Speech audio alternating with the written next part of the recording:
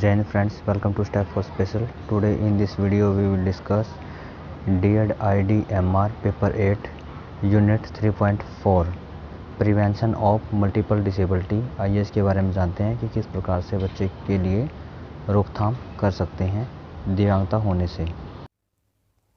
इस वीडियो में हम जानेंगे बहुविकलांगता की रोकथाम। बहुविकलांगता की रोकथाम तभी संभव है जब उससे संबंधित सावधानियों एवं बचाव के विषय में जानकारी हो। अतः निम्नलिखित बातों को ध्यान में रखते हुए बहुविकलांगता की रोकथाम की जा सकती है। अब यहाँ पर बताया कि जो बहुविकलांगता है उसके बारे में जो रोकथाम करनी होती है वह तभी संभव है जब उसके बारे में हमें बचाव के विषय में जानकारी प्राप्त हो। तो हम किसी भी जो डिसीज़ है या फिर बीमारी है उसके बारे में उसकी रोकथाम कर सकते हैं। आइए इसके बारे में जानते हैं। जो फर्स्ट पॉइंट दिया गया उसके बारे में जानते हैं। माँ को कम उम्र या अधिक उम्र में शादी की स्थिति से बचाना चाहिए कि जो मदर की जो एज है उसको कम या अधिक नहीं होनी चाहिए। उसकी एज लिमिट जो 18 ईयर्स से ज़्यादा और 35 ईयर्स से ज़्यादा नहीं होनी चाहिए और 18 ईयर्स से कम नहीं होनी चाहिए। यहाँ पर जो एज लिमिट है वो सेट की गई है, इसको विशेष रूप से ध्यान में रखना चाहिए। सेकंड पॉइंट दिया गया, माँ का स्वास्थ्य ठीक रहे इसके लिए समय समय पर जांच और संतुलित भोजन लेते रहना चाहिए। अब यहाँ पर बताया कि अगर माँ का फिजिकल स्ट्रक्चर ठीक रहता है, उसकी समय समय पर जांच होती रहती है, उसको खाने में जो संतुलित भोजन है, अच्छी हेल्दी डाइट मिल रही है, तो इस प्रकार से हम बच्चे को बचा सकते हैं विकलांगता होने से। बच्चे में अंतराल को बनाए रखना चाहिए।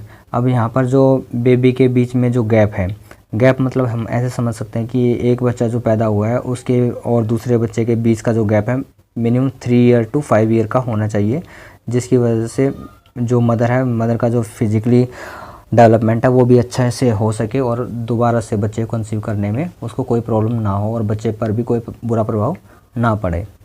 4 पॉइंट दिया गया इसमें, गर्भपात के लिए गलत तरीक़ों का इस्तेमाल नहीं करना चाहिए। अब यहाँ पर कई बार देखा जाता है कि जो मेडिकल स्टोर हैं उनसे कोई भी जो अबॉर्शन वाली किट है वो ले लेते हैं और उसका यूज़ कर लेते हैं। उस टाइम तो आपको उस चीज़ का बेनिफिट मिल जाता है, लेकिन नेक्स्ट टाइम जब आप बेबी कंसीव करने के बारे में प्लानिंग करते हैं तो उस दौरान उस समस्या के कारण होने वाले बच्चे पर इसका बुरा प्रभाव पड़ सकता है। तो इस प्रकार के जो गलत तरीके होते हैं इनको अवॉइड करना चाहिए और जो गर्भ निरोधक गोलियाँ होती हैं और भी जो एंटीबायोटिक टैबलेट्स होती हैं इनका कम से कम यूज़ करना चाहिए और न के बराबर करना चाहिए। ये यहाँ पर फ़ायदेमंद हो सकती है विकलांगता को रोकने में। 5 दिया गया है इसमें, माता को मधुमेह इत्यादि से बचाना चाहिए।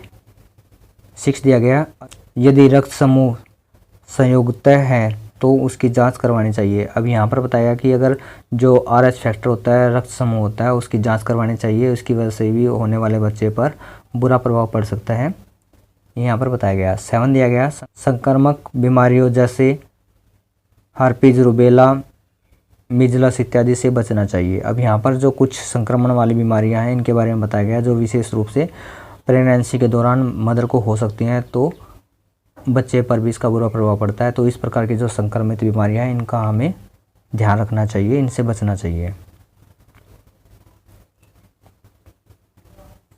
8 पॉइंट दिया गया इसके अंदर, गर्भाशय को चोट से बचाना चाहिए। अब यहाँ पर बताया गया कि जो भी पॉइंट में बताया गया कि जो फीमेल ऑर्गन होते हैं उनको किसी प्रकार की जो इंजरी है उससे बचाना चाहिए ताकि होने वाले बच्चे पर किसी पर भी प्रकार का बुरा प्रभाव ना पड़े।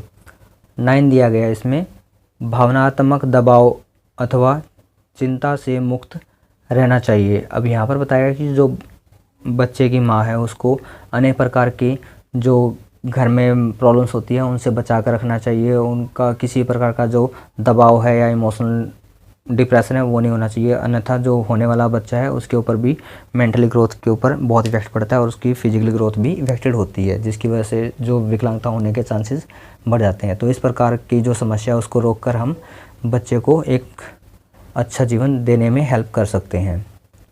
10 दिया गया है, माँ को गर्भधारण के दौरान अनावश्यक दवा नहीं लेनी चाहिए।